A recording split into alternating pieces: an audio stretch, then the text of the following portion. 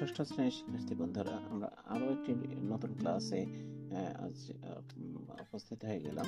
আজকে আমরা দেখব আমার দেখা নয়া চীনের পরবর্তী বিষয় রয়েছে, যেখানে কিছু মূল্যায়ন করার জন্য কিছু প্রশ্ন রয়েছে।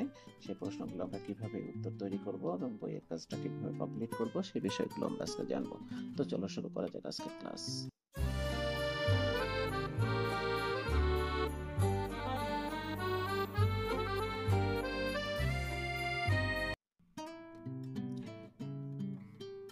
গত ক্লাসে আমরা পড়েছিলাম আমার দেখা নয়া চীন।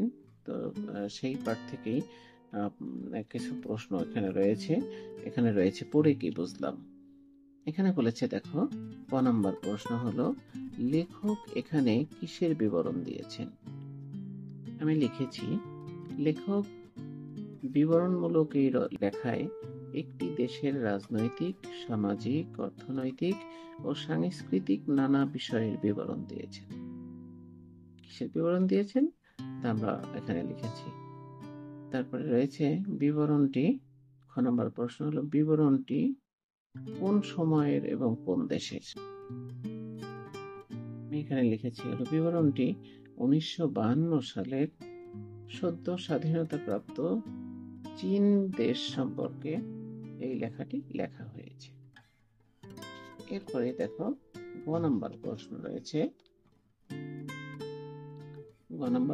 রয়েছে যে এই বিবরণে বাংলাদেশের সাথে কি কি মিল অমিল আছে? অবশ্যই এই বিবরণমূলক লেখায় আমরা কিছু মিলও পাই, কিছু অমিলও পাই। কি মিলটা পেয়েছি?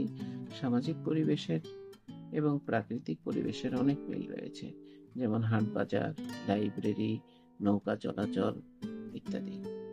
তো অমিল কি পেয়েছি? অমিল পেয়েছি দেশীয় পণ্যের চেয়ে আমরা বিদেশি পণ্যকে ভালোবাসি এবং অধিক দাম। কিন্তু চীন তার উল্টো। চীনে কালোবাজারি ও মজুতদার নেই, আর আমাদের দেশে এরাই বাজার ও পণ্য মূল্য নির্ধারণ করে। এটা অনেক বড় একটা অমিল, এটা আমরা পেয়েছি। এরপরে ঘ নম্বর প্রশ্নে রয়েছে হলো যে লেখাটিতে চীনের মানুষের দেশপ্রেমের কোনো নমুনা পাওয়া যায়? উত্তরে লিখেছি, অবশ্যই। চীনারা দেশকে ভালোবাসে বলেই দেশের সমৃদ্ধির জন্য নিজের দেশের পণ্যকে অধিক দামে ক্রয় করে, কালোবাজারি বা পণ্য মজুতদারি করে না। দুইটাই তাদের দেশপ্রেমের একটি উদাহরণ। এরপরে দেখো রয়েছে হলো যে এই লেখা থেকে নতুন কি কি জানতে পারলে? এই লেখা থেকে আমরা নতুন অনেক কিছু জেনেছি, কিন্তু এই স্বল্প পরিসরে তো লেখা সম্ভব না, এই জন্য পয়েন্ট ভিত্তিক লিখেছি। এই লেখা থেকে চীনের অর্থনীতি, প্রাকৃতিক পরিবেশ ও তাদের দেশপ্রেম সম্পর্কে নতুন করে জানতে পেরেছি। এই ছিল 5টা প্রশ্ন। এই 5টা প্রশ্নের উত্তর আমরা এভাবে লিখেছি। তুমি তোমার মতো করে লিখতে পারো, আরো সুন্দর করে লিখতে পারো। তো এই যে 68 পেজ আর 68 পেজের বইয়ের কাজগুলো আমরা এভাবে করে, আর বইয়ের কাজগুলো খুব খুব ইম্পর্টেন্ট, এই জন্য বইয়ের কাজগুলো কোনো রকম কাটাকাটি ছাড়া পরিচ্ছন্ন লেখায় সুন্দর করে লিখবে। এরপরে আরো একটা বিষয় রয়েছে, দেখো এখানে বলেছে হলো যে পরবর্তী যে বিষয়টি সেটি বলেছে বলি ও লিখি। আমার দেখা নয়া চীন রচনায় লেখক যা বলেছেন তা নিজের ভাষায় বলো এবং নিজের ভাষায় লেখো।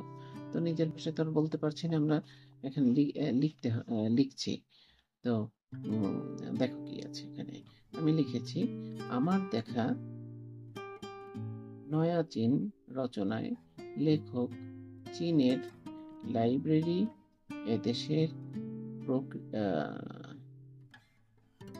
প্রাকৃতিক পরিবেশ, শিশুদের বিনোদন, শিষ্টাচার ও আদব কায়দা সম্পর্কে বলেছেন। তাদের কেনা বেচায় দেশীয় পণ্যের প্রতি গুরুত্ব প্রদান তথা দেশপ্রেম সম্পর্কে জেনেছি। চীনের বাজার ব্যবস্থাপনার উপর সরকারের কঠোর নিয়ন্ত্রণ থাকায় সেখানে পণ্যের দাম আমাদের দেশের মতো হু করে বৃদ্ধি পায় না, এই বিষয়টিও লেখক তার রচনার মাঝে বলেছেন।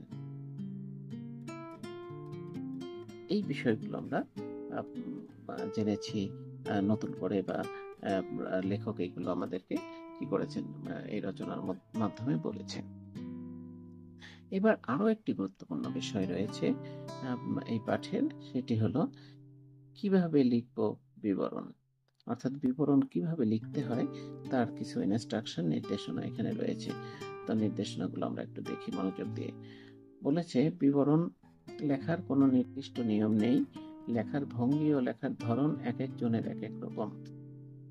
এমনকি একই বিষয় নিয়ে দুজন লেখকের লেখাও একরকম হয় না।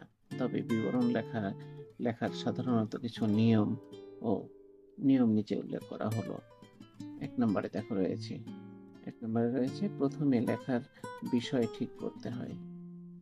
তারপরে 2 নম্বরে রয়েছে বিষয়টি কোন কোন দিক নিয়ে লেখা যায় তা ভাবতে হয়। 3 নম্বরে রয়েছে লেখার সময় বিভিন্ন রকম প্রশ্ন করে তার জবাব খুঁজতে হয়। এক্ষেত্রে কি, কেন, কিভাবে, কোথায় ইত্যাদি প্রশ্ন কাজে লাগতে পারে। এরপরে রয়েছে হলো যে লেখার ধারাবাহিকতা থাকা দরকার। তারপরে রয়েছে হলো আবেগ বর্জিত সহজ সরল ভাষায় বিবরণ তৈরি করতে হয়। তারপরে 6 নম্বরে রয়েছে যে বিষয়ের সাথে মিল রেখে লেখাটির একটি শিরোনাম দিতে হয়। তো এই কয়েকটা বিষয়, 6টি বিষয় এখানে রয়েছে। বিবরণমূলক লেখায় এই 6টি বিষয়ের কথা আমাদেরকে খেয়াল রাখতে হয়। তো আজকের ক্লাসে পর্যন্তই। আমরা আজকের ক্লাসে যা যা জানলাম সেটা হলো যে এই যে আমার দেখানো চিন প্রবন্ধ পাঠের পর কিছু মূল্যায়নের জন্য প্রশ্ন দেওয়া ছিল, যেটা বইয়ের কাজ ছিল। সেই বইয়ের কাজটা আমরা করেছি প্রথমত। এরপরে আরো একটা মূল্যায়নের বিষয় ছিল, সেটা হলো যে আমার দেখানো চিন রচনায় লেখক যা বলেছেন তা নিজের ভাষায় লিখতে হবে। নিজের ভাষায় আমরা এখানে লিখেছি। তারপরে তৃতীয় যে কাজটি আমরা করেছি সেটি হলো কিভাবে বিবরণ লিখতে হয়, সেই 6টা পয়েন্ট সম্পর্কে আমরা জেনেছি। ছিল আজকের ক্লাস। তো তোমরা সবাই ভালো থাকো এবং এই বিষয়গুলো আরেকবার একটু ভালো করে দেখবে এবং বইয়ের কাজটা ভালোভাবে কমপ্লিট করবে। সবার সুস্থতা কামনা করে শেষ করছি। আল্লাহ হাফিজ। আসসালামু আলাইকুম।